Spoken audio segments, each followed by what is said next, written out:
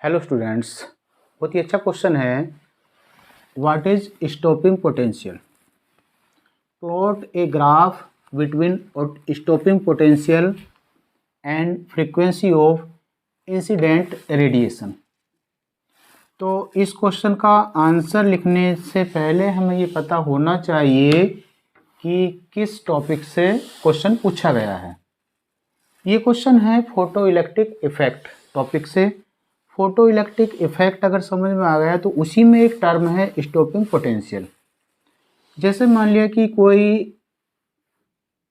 एक मेटल की शीट है जिसको हम कैथोड कह दें, और एक इसके सामने शीट है हमारे पास,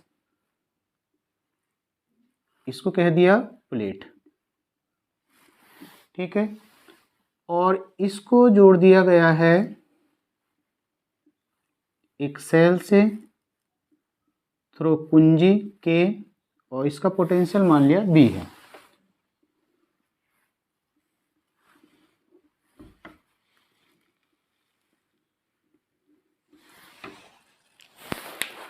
तो जैसे ही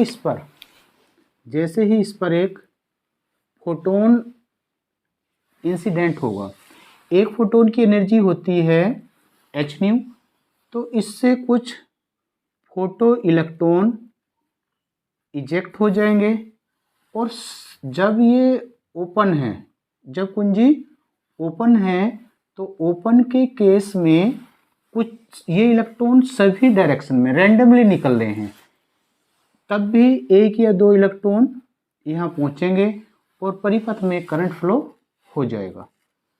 जैसे ही इसको फिर कनेक्ट करेंगे, जोड़ेंगे, तो जोड़ने के बाद जैसे यहाँ पॉजिटिव पोटेंशियल मिलेगा इस प्लेट को, यहाँ से मैक्सिमम इलेक्ट्रॉन इस प्लेट पर पहुँचेंगे और परिपथ में या सर्किट में करंट फ्लो हो जाएगा, जो फोटो इलेक्ट्रिक करंट कहलाता है। और ये जो पूरा प्रोसेस है ये कहलाता है फोटो इलेक्ट्रिक इफेक्ट। इसमें अगर हम ग्राफ प्लॉट करें इस तरह से, ये 0 हो गया, ये हुआ बी, जिसको ये वाला भी वोल्टेज हो गया, और ये हुआ करंट आई। जब ये पोटेंशियल अप्लाई नहीं हो रहा था तब भी रैंडमली इलेक्ट्रॉन निकल रहे थे, कुछ इलेक्ट्रॉन प्लेट पर पहुंच रहे होंगे और परिपथ में क्या हो रहा था, करंट फ्लो हो रही थी। तो इसलिए यहाँ करंट 0 से स्टार्ट नहीं होगी, 0 पर कुछ ना कुछ, 0 वोल्टेज पर कुछ ना कुछ करंट मिल रही थी। तो इसका जो ग्राफ है वो यहाँ से शुरू होगा, ठीक है। और जैसे जैसे पोटेंशियल बढ़ाते जाएंगे, पॉजिटिव है इधर को, तो जैसे जैसे पोटेंशियल बढ़ाते जाएंगे वैसे वैसे करंट इसकी क्या होगी, बढ़ती जाएगी।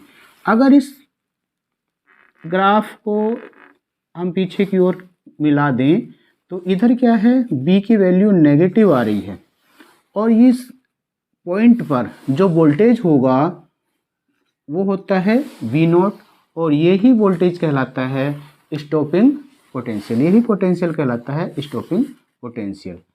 तो स्टॉपिंग पोटेंशियल कैसे होगा, मान लिया कि ये प्लेट हमने चेंज कर दी और यहाँ हमने पॉजिटिव लगा, यहाँ क्या हमने नेगेटिव लगा दिया और ये साइड लगा दी पॉजिटिव। अब जो इलेक्ट्रॉन इस प्लेट पर आ रहे थे वो इलेक्ट्रॉन इस पर आने बंद हो जाएंगे, बल्कि नेगेटिव पोटेंशियल के कारण ये वापस इधर की ओर रिपेल कर दिए जाएंगे और सर्किट में कोई भी करंट फ्लो नहीं होगी। तो जिस पोटेंशियल पर या जिस नेगेटिव पोटेंशियल पर इस सर्किट में करंट का फ्लो स्टॉप हो जाए वो ही कहलाता है स्टॉपिंग पोटेंशियल। तो ये जो पॉइंट है, यहाँ पॉइंट पे जो पोटेंशियल मिल रहा है ये कहलाता है स्टॉपिंग पोटेंशियल, स्टॉपिंग पोटेंशियल, इसको भी नोट से डिनोट करते हैं।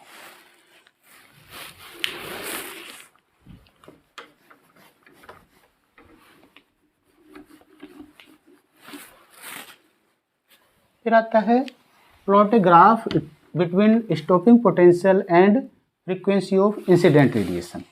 अब अगर हम ग्राफ इसमें प्लॉट करें,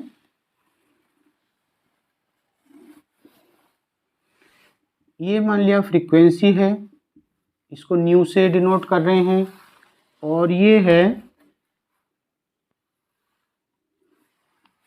स्टॉपिंग पोटेंशियल,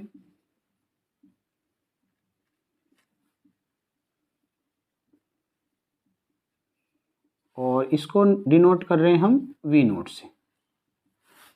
ये 0 हो गया। तो इन दोनों के बीच में जो ग्राफ आता है वो इस तरह से आता है। इन दोनों के बीच में जो ग्राफ आता है वो इस तरह से आता है। इधर क्या है, ये 0 से शुरू हो रहा है, यहाँ कुछ इसकी वैल्यूज बनेगी, मान लिया 1 2 3 4, ये 5, इस तरह से ये वैल्यू बन रही है।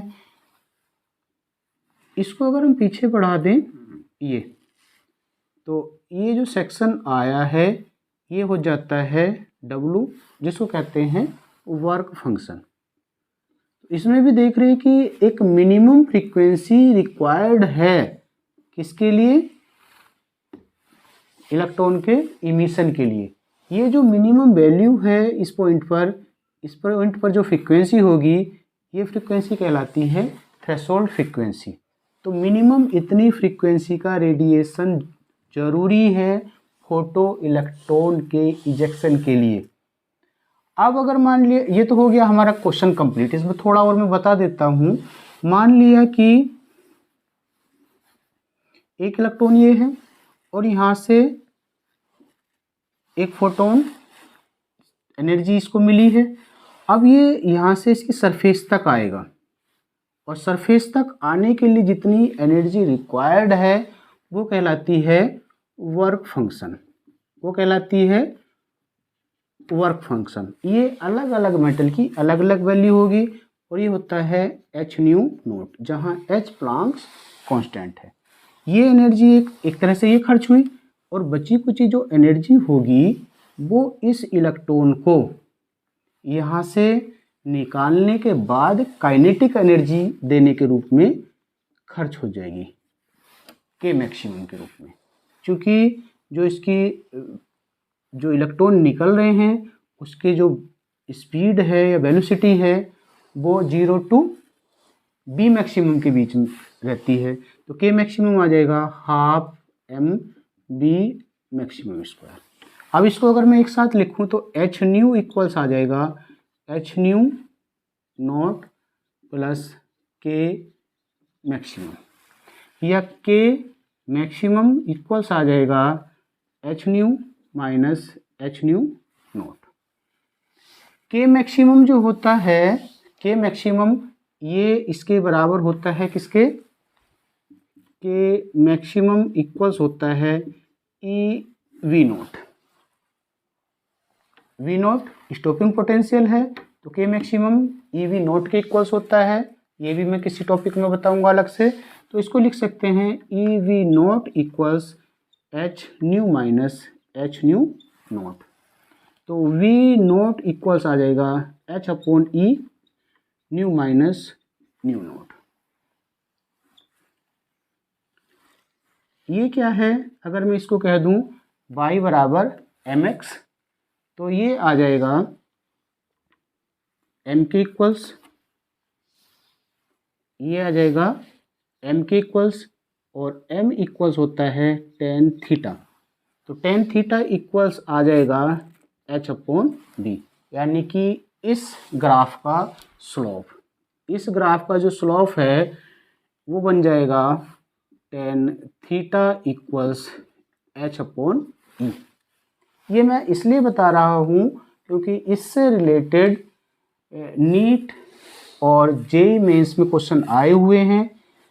अगर मेटल चेंज हो रही है, सपोज कर रहे कि एल्यूमिनियम और गोल्ड के लिए वर्क फंक्शन दे रखे, उनके वर्क फंक्शन अलग अलग होंगे। इसके लिए मान लिया ये गोल्ड के लिए हो गया और ये वर्क फंक्शन हो गया एल्यूमिनियम के लिए, इनके लिए वर्क फंक्शन अलग अलग होंगे, लेकिन ये जो स्लोप होगा, ये जो ग्राफ होगा, ये इस तरह से पैरेलल होगा। ये जो स्लोप है ये सेम रहेगा। सेम रहने का मतलब है ये वैल्यू होती है कांस्टेंट। तब वहाँ रेशियो पूछ लेता है, उसमें जब रेशियो पूछेगा इनका तो रेशियो इसका आता है 1, इसलिए मैंने ये बताया है।